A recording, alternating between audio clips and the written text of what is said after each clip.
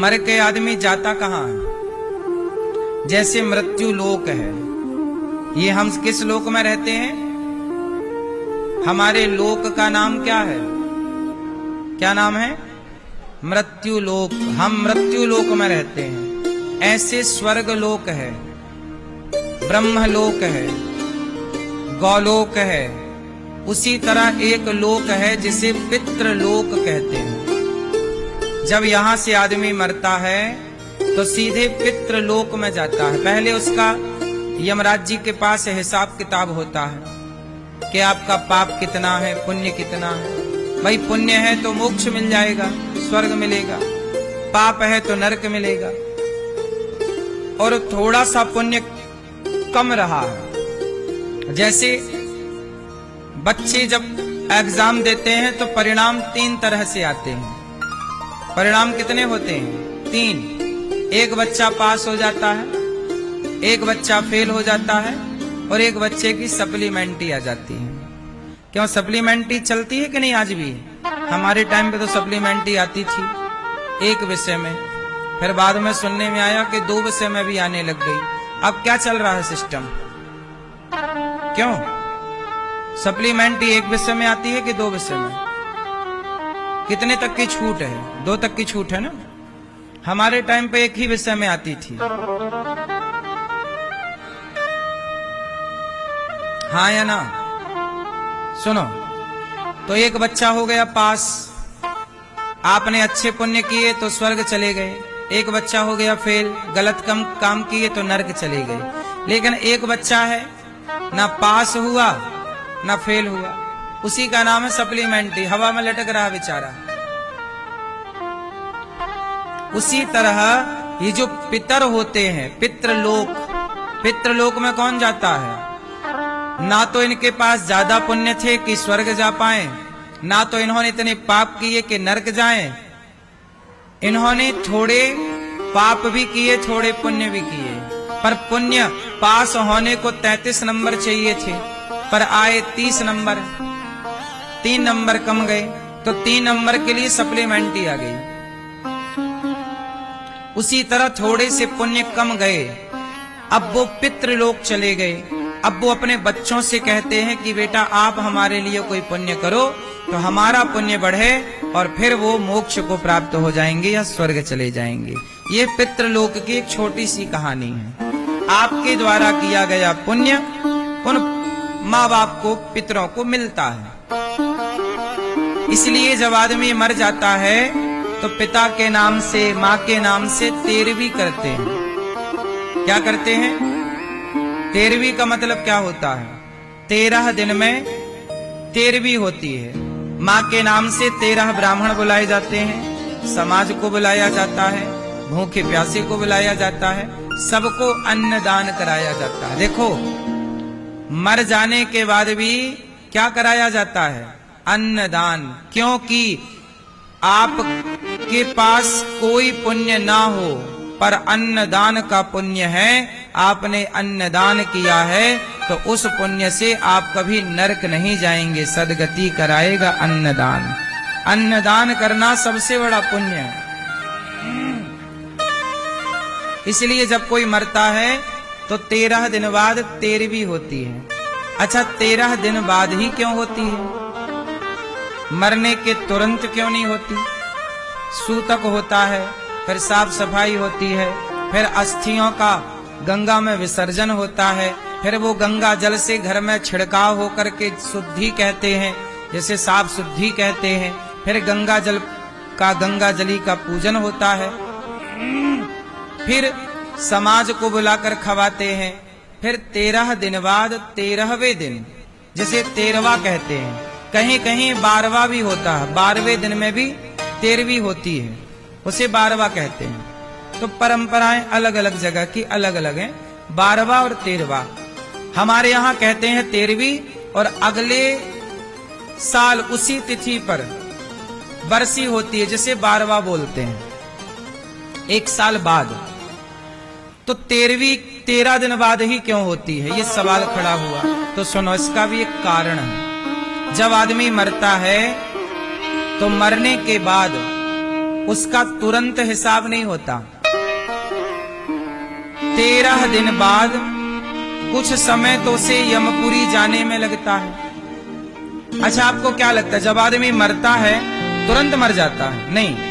आपको एक बात बताएं, जब आदमी मरता है तो तुरंत नहीं मरता। डॉक्टर ने कहा कि मर गया, लेकिन अभी भी वो मरता नहीं है। पता है आपको, हमारे प्राण शरीर से निकल करके मस्तिष्क में चले जाते हैं।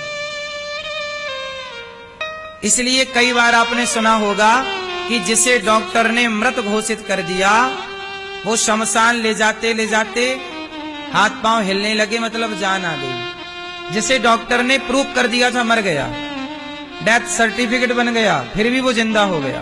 बोलो हाँ, ऐसा हुआ कि नहीं? कभी होता है। क्यों होता है? क्योंकि जब आदमी मरता है तो वो मरता नहीं है, उसके प्राण ब्रह्म रंध्र में चले जाते हैं। मरना कब बोलते हैं? जब उसका अंतिम संस्कार हो जाता है। इसलिए हमारे यहां कपाल मोचन क्रिया होती है। मरे हुए मतलब चिता पे जब आदमी जलता है तो उसका सिर फोड़ करके घी डालते हैं, हाँ या ना? कपाल मोचन क्रिया कहते हैं उसे, जिसे अंतिम संस्कार कहते हैं। अंतिम संस्कार किसे कहते हैं? क्यों भैया? चिता पे जलाना ये अंतिम संस्कार नहीं है। चिता पे जलते हुए जब आधा जल जाता है तब उसका कपाल मोचन होता है, सिर फोड़ करके और घी डाला जाता है, उसे कहते हैं अंतिम संस्कार।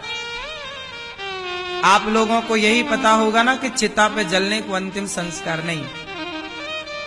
अंतिम संस्कार वो है जो आखिरी प्रोसेस है, कपाल फोड़कर घी डालना। क्यों? क्योंकि अच्छा ये बताओ, खोपड़ी क्यों फोड़ी जाती है? उत्तर दो। मुर्दे की खोपड़ी क्यों फोड़ी जाती है? जलते हुए ना चिता पे। आप में से कितने लोगों के यहाँ परंपरा है कि चिता पे सिर फोड़कर उसमें घी डाला जाता है? किसके यहाँ ये परंपरा है? चलो बताओ क्यों है? नहीं जानते? सुनो, कहते हैं कि यदि खोपड़ी फोड़ी ना जाए, साबुत खोपड़ी मिल जाए किसी की, तो साबुत खोपड़ी यदि मिल जाए तांत्रिकों को, एक तांत्रिक लोग होते हैं। कौन लोग होते हैं? तांत्रिक लोगों को यदि खोपड़ी मिल जाए तो वो उस खोपड़ी से ना तंत्र विद्या साधते हैं। जैसे आपने अपने दादाजी को जला दिया और जला के आ गए, लेकिन वो खोपड़ी थोड़ी जलती है। यदि टाइम से कोई उसे निकाल ले तो खोपड़ी साबुत निकल आती है, ढांचा। फिर तांत्रिक लोग उसे ले जाते हैं और अपनी तंत्र विद्याओं को सिद्ध करने में खोपड़ी का प्रयोग करते हैं, क्योंकि तंत्र शास्त्र में खोपड़ी का प्रयोग है। और खोपड़ी यदि ब्राह्मण की मिल जाए तो तंत्र विद्या जल्दी सिद्ध होती है। इसलिए ब्राह्मणों को विशेष रूप से कपाल मोचन का प्रोसेस करना ही चाहिए। मुर्दा भी सुरक्षित नहीं है, समझो आप। यदि उसका भी कोई मिसयूज करना चाहे तो मुर्दे का भी बहुत मिसयूज हो सकता है। बात समझ में आई? इसलिए हमारे पूर्वजों ने कहा कि खोपड़ी फोड़ दो। जब फोड़ दोगे तो खंडित हो जाएगी, फिर वह तांत्रिकों के काम की नहीं होगी। तंत्र विद्या होती है। तांत्रिक लोग क्या करते हैं? खोपड़ी में, हड्डियों में ऐसे ऐसे नहीं घुमाते। आपने टीवी पे देखा होगा, वो तो डेमो है, लेकिन यथार्थ में खोपड़ी का प्रयोग होता है। वो तंत्र विद्या है, तांत्रिक लोग करते हैं। किसी को मारना हो तंत्र से तो मार दिया जाता है, उस खोपड़ी का प्रयोग मारण मंत्र में किया जाता है, जिसे आप लोगों की भाषा में जादू टोना कहते हैं। आप लोगों की भाषा में क्या कहते हैं? जादू टोना। वैसे अब इस जादू टोना को जानने वाले लोग हैं नहीं, लेकिन यदि कोई जानने वाला है तो वो जानने वाला उस खोपड़ी का मिसयूज कर सकता है। इसलिए हमारे यहाँ चिता पर खोपड़ी खंडित की जाती है, तोड़ करके घी डाल दिया जाता ताकि वो जल जाए, और तभी पूर्ण मृत्यु मानी जाती है जब अंतिम संस्कार हो। इसलिए हमारे यहाँ जब कोई मरता है, जैसे किसी की मृत्यु हुई 10वीं तिथि को, उदाहरण जैसे कोई मरा 10वीं तिथि को, लेकिन उसका अंतिम संस्कार हुआ एकादशी को, मरा 10वीं को और अंतिम संस्कार हुआ एकादशी को, तो बताओ उसकी मृत्यु कब मानी जाएगी, 10वीं को कि एकादशी को? हाँ, इसलिए जिस दिन अंतिम संस्कार होता है उसी दिन से उसके पिंडदान की तिथि निश्चित होती है, श्राद्ध की तिथि निश्चित होती है, उसी दिन से 13वें दिन 13वीं की तिथि निश्चित हो। मृत्यु के दिन से 13 दिन नहीं गिना जाता, अंतिम संस्कार से 13 दिन गिना जाता है। इसका मतलब है कि मरा हुआ व्यक्ति अभी मरा नहीं, जब तक उसका अंतिम संस्कार ना हो तब तक पूर्ण मृत्यु नहीं मानी जाती। तो ये हो गया मृत्यु का विधान। अब आगे चलते हैं, 13 दिन बाद ही क्यों होता है प्रोसेस 13वीं का?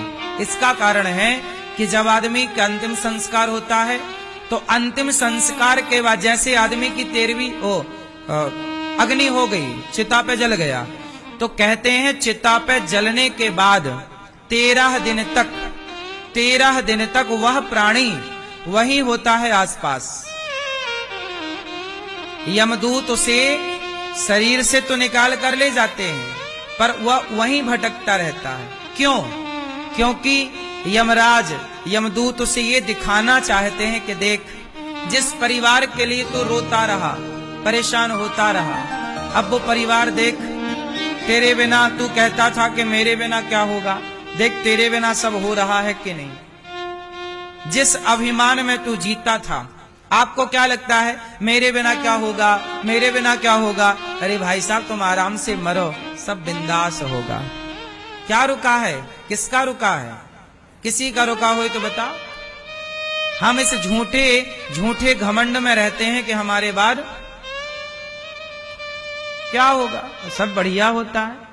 तो वो आदमी 13 दिन तक वहीं रहता है, सब देखता है। इसलिए आपने देखा होगा हमारे यहाँ जब आदमी मर जाता है तो उसके नाम का घट बांधते हैं। क्या बांधते हैं?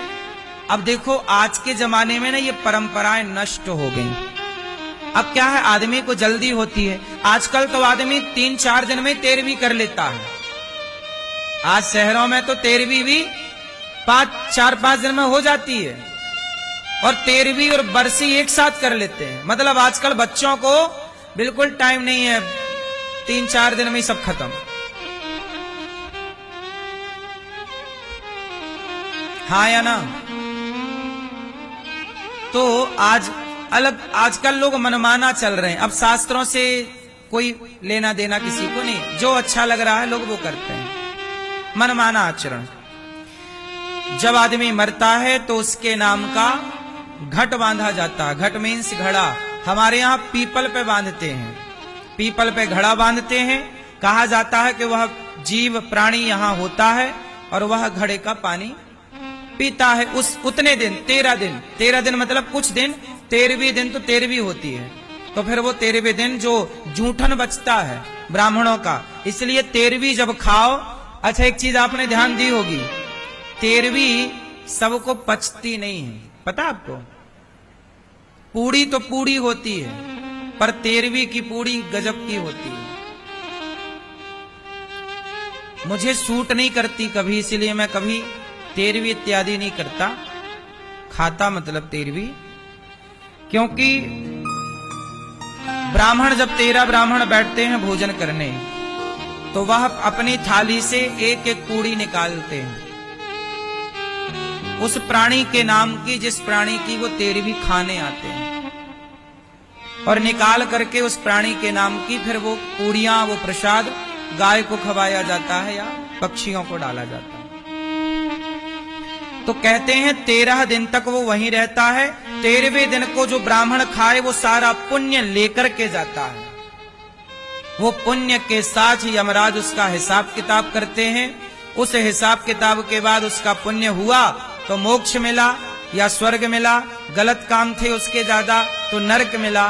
अब फिर वो अपने बच्चों से उम्मीद करता है कि आप मेरे नाम से करो, इसलिए उनकी तिथि पर आप लोग गया श्राद्ध करते हैं, पिंडदान करते हैं, तर्पण का। हर बेटे को अपने माँ बाप के नाम का श्राद्ध करना चाहिए, पिंडदान करना चाहिए, तर्पण करना चाहिए। आजकल के बच्चे कुछ मानते ही नहीं, बोले हम तो साइंस के स्टूडेंट हैं, हम ये सब क्यों माने।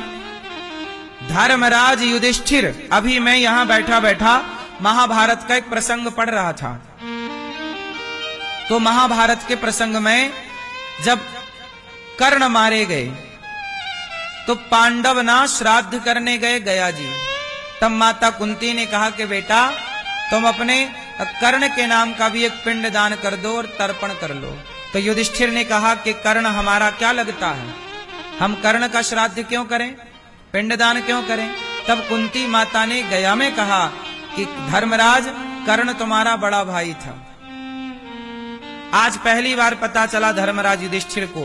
धर्मराज रो पड़े कि मां तुमने पहले नहीं बताया कि ये मेरा बड़ा भाई था, वरना मारते क्यों, आपने बड़ा अपराध कर दिया। जाओ हम श्राप देते हैं नारियों को कि आपके मुख में आज के बाद पेट में कोई ऐसी कोई गुप्त बात ठहरेगी नहीं, इसलिए स्त्रियां जल्दी कोई बात पचा नहीं पाती, ये श्राप है। इसलिए स्त्रियों के अंदर भेद नहीं टिकता, वो बता ही देती है ना।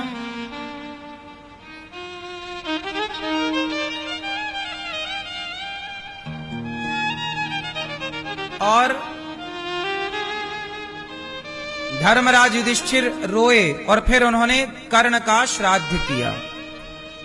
तो देखो ये श्राद्ध परंपरा, ये पिंडदान, ये कोई आज की नहीं है। भगवान कृष्ण ने भी किया अपने पूर्वजों का, धर्मराज युधिष्ठिर ने भी किया, स्वयं राम ने भी किया, भगवान राम।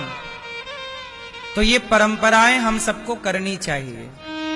जब भी आपके पिता की तिथि आए, जैसे आपके पिता वैशाख में मृत्यु हुई दादाजी की या माँ की या पत्नी की या पति की, कोई भी वैशाख में मरे, तो वैशाख की जो भी तिथि आए उस तिथि पर उनके नाम से आप कौआ को, पक्षी को, कोई ब्राह्मण को, कोई दीन को, कोई साधु संत को अन्नदान उस तिथि पर जरूर किया करो।